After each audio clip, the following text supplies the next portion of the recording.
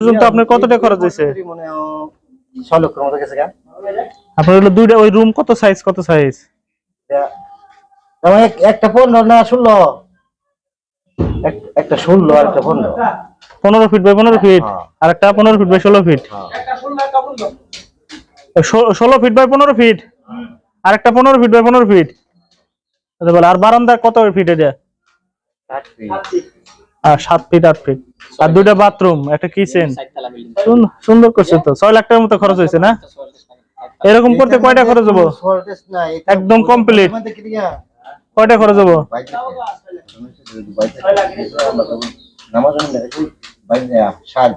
নিচে এটা আপনি করছেন কয় ফিট? নিচে কয় ফিট? নিচে কয় ফিট গেছেন? 4 ফিট। 10 ইঞ্চি না 15 ইঞ্চি গাঁথনি?